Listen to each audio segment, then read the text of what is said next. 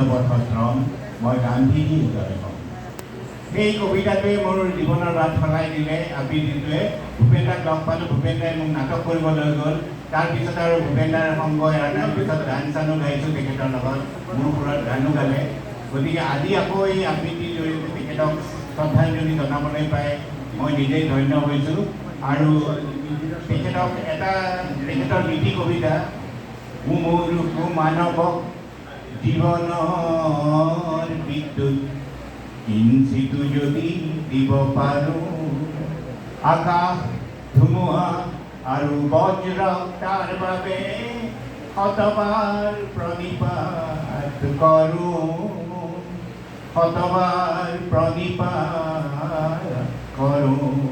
সেই গীতি কবিতাৰ মাজেৰে তেওঁ মুমূৰ্ষু মানুহক জীৱনৰ বিদ্যুৎ কিছু যদি দিব পাৰে, এনেকুৱা শব্দবিলাক আনি পেলাই আৰ্তজনক সহায় কৰাৰ কথা কৈছে।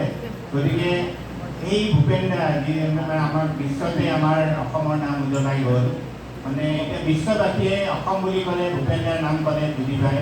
গতিকে এই তেনে এজন লোকৰ আজি মানে আমি অনুষ্ঠান কৰিবলৈ পাই, তেখেতক শ্ৰদ্ধা জনাবলৈ পাই এনেকৈ কবিতা আবৃত্তিৰ জৰিয়তে আমি সঁচাকৈ ধন্য হৈছোঁ। আৰু তেখেত যে অকল গহীন গহীন গানেই লিখিছিল বা কথা কৈছিল এনেকুৱা নহয়, তেখেতে বহুত ধেমেলীয়া কথা আমাৰ আগত কৈছিল। তাৰে এটা মই কৈ পেলাই যাব, মোৰ মানে আচলতে আজি প্ৰেছ ক্লাবত এখন গ্ৰন্থ উন্মোচনী সভা আছে, তাতে গহপুৰৰ পৰা কেইবাগৰাকীও লোক আহি পেলাই ৰৈ আছে, ফোন কৰি আছে। আচলতে সেইখনে মোৰ আগত আছিল। পৰহি মোক